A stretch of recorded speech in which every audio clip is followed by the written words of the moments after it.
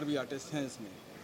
तो सबका debut film है और मेरी भी ये एज ए डायरेक्टर भी पहली फिल्म है।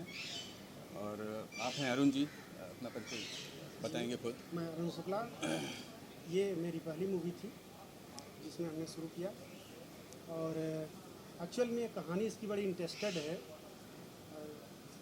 ऑथेंटिक भी है। रिपोर्ट इसकी जो यूएन से थी पॉवर्टी के लिए उस पे थी और ये बहुत बड़ी जनसंख्या हमारी जो गरीबी को झेल रही है, एक्सट्रीम पॉवर्टी झेल रही है, उसको लेकर के ये स्टोरी सामने आई, जिसको लेकर के हमारे डायरेक्टर साहब, प्रोड्यूसर साहब ने इस कहानी को बनाया है, हमें मौका दिया इसमें काम करने का। हम इन सब के लिए थैंकफुल हैं। हाय, मेरा नाम बबली है और इसमें मैं लीड कैरेक्टर एज अ हल्दी प्ले कर रही हूँ। और एज़ यूजुअल सबकी तरह मेरा भी ये फर्स्ट कॉन्ट्रैक्ट था।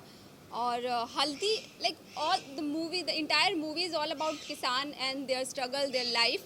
पर मेरा जो कैरेक्टर है वो एक लव स्टोरी की तरफ आप लोगों को खींचता है।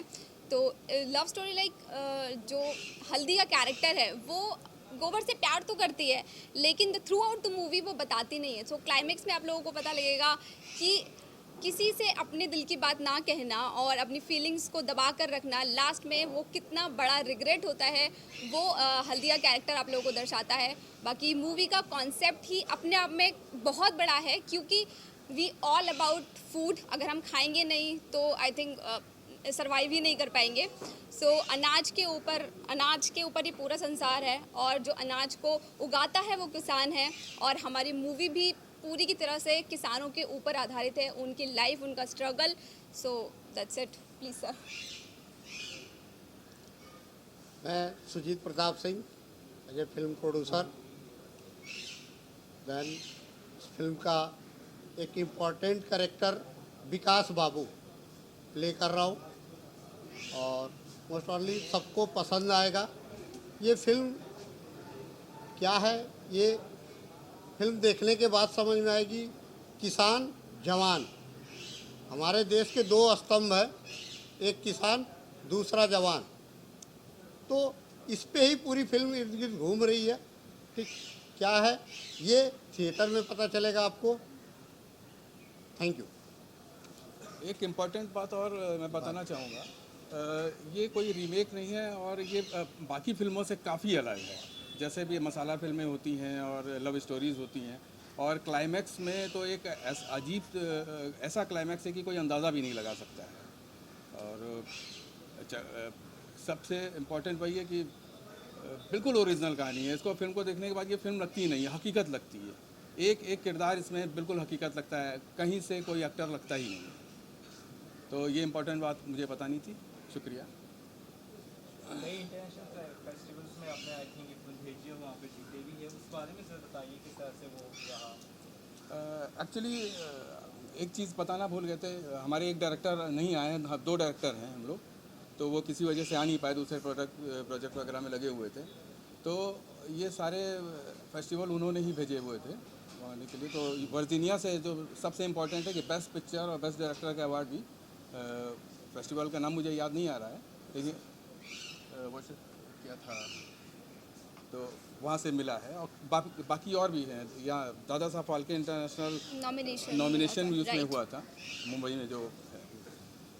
तो वैसे कोरोना की वजह से भी काफ़ी डिले हो गया है इसमें, हम लोग कई फेस्टिवल नहीं भेज पाए और रिलीज डेट आ गई है। तो अब आगे देखते हैं क्या हो सकता है।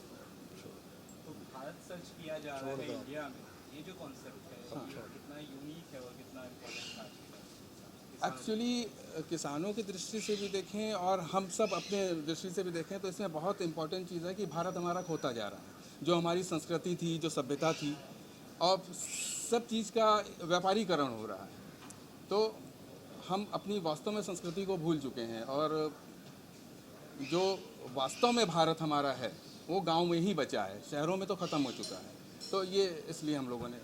सर मेरा सवाल आपसे है, बहुत बुनियादी मुद्दा उठाया, जमाखोरी का है, अनाज की जमाखोरी का मुद्दा उठा रहे हैं। किस प्रकार से तैयारी की थी गाँव में जाके, किस प्रकार से आपने इसकी तैयारी? बेसिक क्या है कि मैं एक किसान परिवार का बेटा हूँ, मैं खुद भी एक किसान परिवार का ही बेटा हूँ। और ये सारी चीज़ें हमने धरातल पे देखी है कि किस तरीके से जो साहूकार या जो बड़े लोग हैं, किसान उगाता तो ज़रूर है, किसान उगाता ज़रूर है, लेकिन उसके पास एक एबिलिटी नहीं होती कि वो अपने सामान को रख सके। रखता तो उसको अच्छी कीमत मिलती जो उसके परिवार के काम आ सकते हैं। अन्य कई सारे ऐसे समस्याएं हैं किसानों को लेके, जो अगर हमारी सरकार ठीक या हम खुद भी अगर थोड़ा सा सपोर्ट करें तो किसान एक अच्छी ज़िंदगी जी सकता है, जिसके भरोसे हम नहीं, पूरा विश्व टिका हुआ है।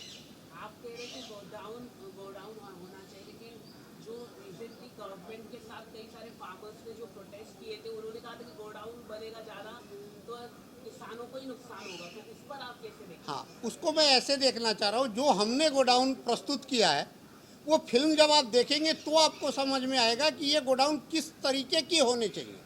क्योंकि जो किसान भाई हमारे प्रोटेस्ट किए, हम उनको अप्रिशिएट करते हैं, लेकिन तरीके अलग अलग हैं सबके समझने का। हमने इसमें जो समस्या का समाधान इस फिल्म के अंदर दिया है, हमें लगता है अगर ऐसा कुछ हो तो और ज़्यादा आसानी से और सारे लोगों को, सारे किसान भाइयों को और ज़्यादा फायदा हो सकता है।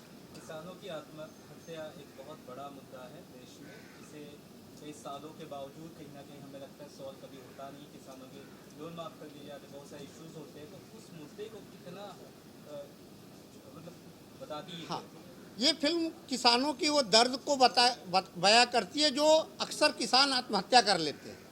उसके पीछे कौन कौन से रीजन है, अगर हम उसको दूर कर दें तो किसानों की आत्महत्या करने जैसी प्रवृत्ति अपने आप इस हिंदुस्तान से खत्म हो जाए। तो आप कहीं ना कहीं सोल्यूशन दे रहे हैं किसानों के मुद्दों को लेकर अपने फिल्म के माध्यम से। हाँ, मैं इसमें किसानों के मुद्दों को उठाने के साथ साथ उसके सॉल्यूशन भी इस पिक्चर के अंदर हमने प्रस्तुत किया है कि अगर ऐसा हो तो ऐसा हो सकता है। कहाँ शूट हुई है ये फिल्म, थोड़ा अगर आप बता दें। हाँ, ये फिल्म मैं आपको ये बता सकता हूँ, ये फिल्म इलाहाबाद के इर्द गिर्द, यूपी के अंदर इलाहाबाद के इर्द गिर्द कई जगहों पे हुई है। फिर एक बनारस के आगे गाजीपुर एक शहर पड़ता है, वहाँ कुछ हुई है। कुछ अंश इसके चेन्नई में भी शूट हुए हैं। ठीक है, तो ये टोटल हुआ है। कोई किसानों को मुद्दों को लेकर जो किसान आपने दिखाया है, गोबर नाम रखा है, तो ये क्या था? मतलब गोबर ही नाम क्यों रखा आपने, मतलब क्या था? ऐसा है कि देखिए, इस फिल्म के जितने किरदार हैं, सिर्फ आप गोबर पे फोकस हो रहे हैं, मैं ये बताना चाह रहा हूँ इस फिल्म के जितने भी किरदार हैं लगभग गंवई पटकथा पे, गांव में लगभग इस तरीके के जो जैसा रिएक्ट करता है उसका नाम उसी टाइप का गांव के लोग रख देते हैं। ठीक, तो ये उसके हिसाब से ही सारे नाम हैं। जब आप फिल्म को देखेंगे तो लगेगा नहीं, ये व्यक्ति अपने नाम के साथ सही तरीके का फैसला किया।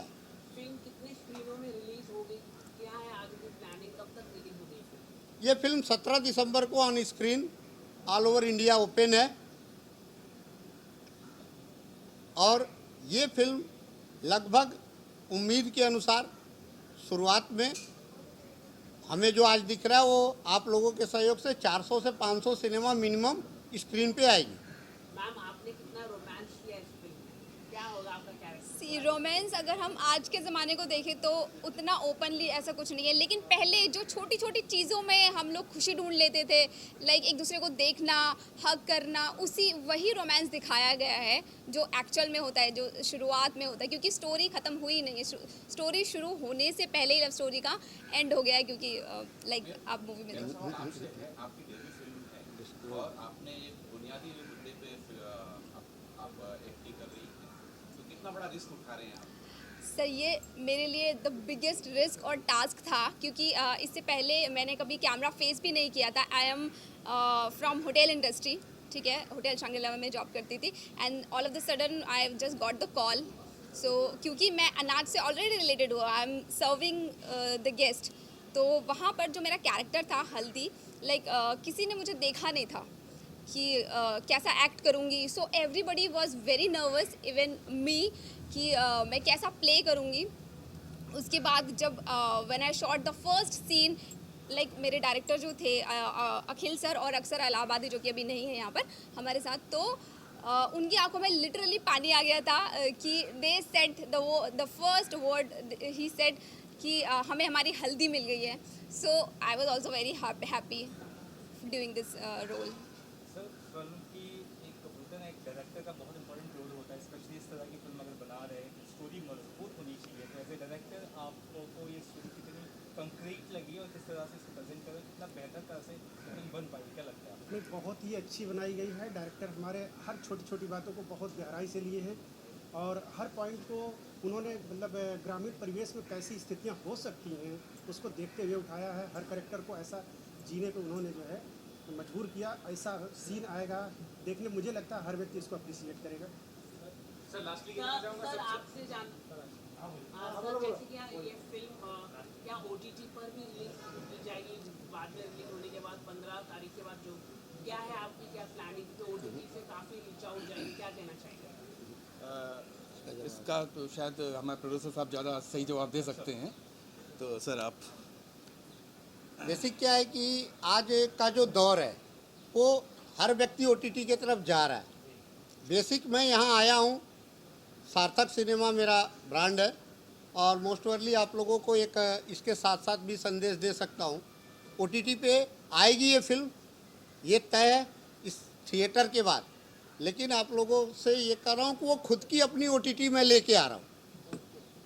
लास्टली कहना चाहूँगा सबसे एक रिएक्शन की, जो भी फिल्म इंडस्ट्री जो है, लोग निर्माता हैं, निर्देशक हैं, क्या सीखेंगे इस फिल्म को देख के? जो आम जनता भी है देखेगी तो क्या संदेश लेके जाएगी? एक एक करके आप सब रिएक्शन दीजिए. बेसिक ये है कि जिन चीज़ों को हम भूल चुके आज के परिवेश में, जिन चीज़ों को, जैसे हमारी इच्छा हमेशा होती है कि हमारा बच्चा ऐसा संस्कारी हो, लेकिन आज के परिवेश ऐसे हैं कि वो उस संस्कार से दूर हो रहा है. तो मेरा मानना है कि अगर इस फिल्म को आप सब परिवार बैठ के देखते हैं, ठीक, तो 100 मैं नहीं कहता कि हर बच्चा उसको अपना लेगा, लेकिन मेरा एक सार्थक कदम ये माना जाएगा सार्थक सिनेमा की तरफ से कि जो चीज़ मैं पुरानी संस्कृति को, संस्कार को, जो आपके अंदर है वही आपके बच्चों के अंदर आए, ठीक, इसका ही हमने प्रयास किया. और सजीव प्रदर्शन है. जब बच्चा उस पिक्चर को देखेगा तो 110% मेरा मानना है कि वो अपने संस्कृति और संस्कार को भूल नहीं पाएगा. आगे से आप अपने बच्चों में खुद ब खुद बदलाव पाएंगे.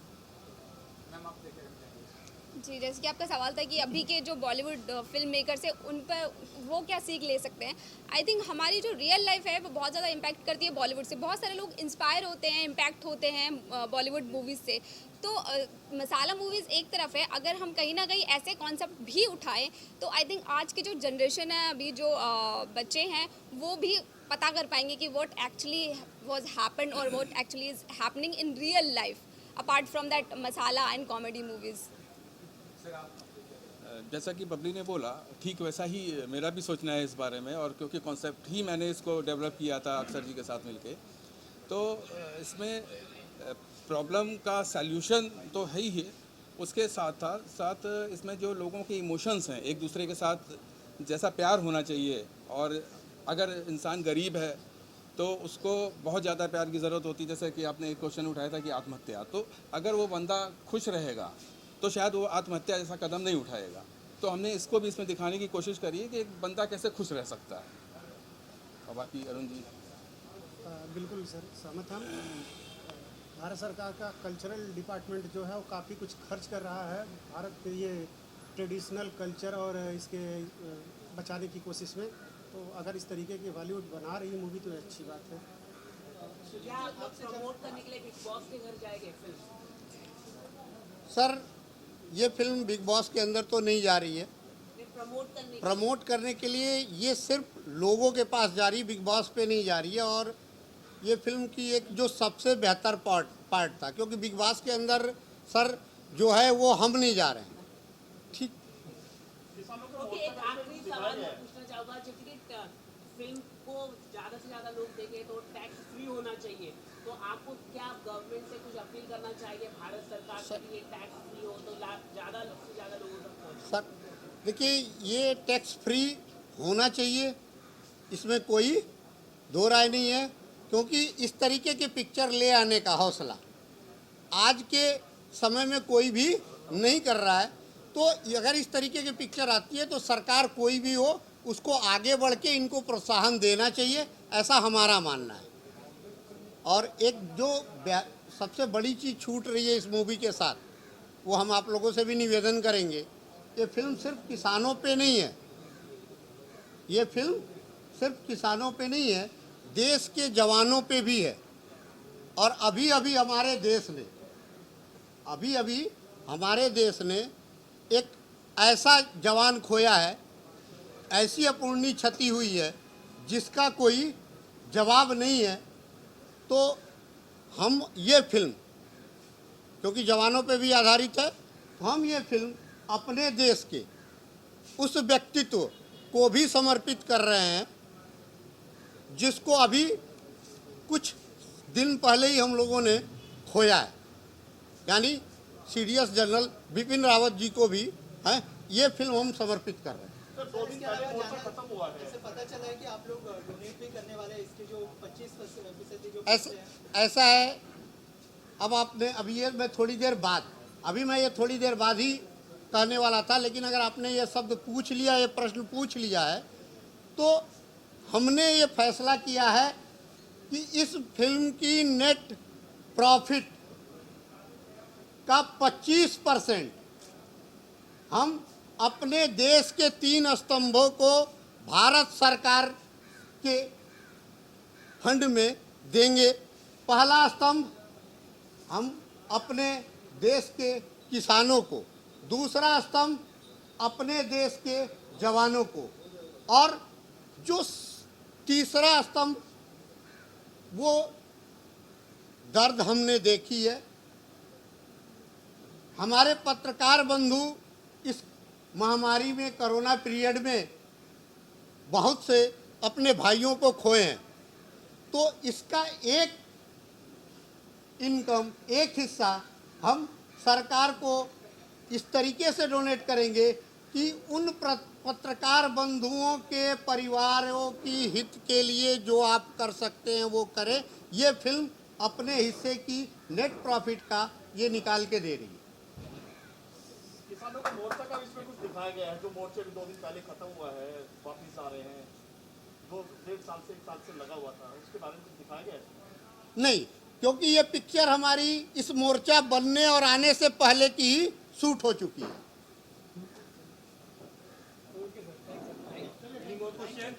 एनी करेंगे।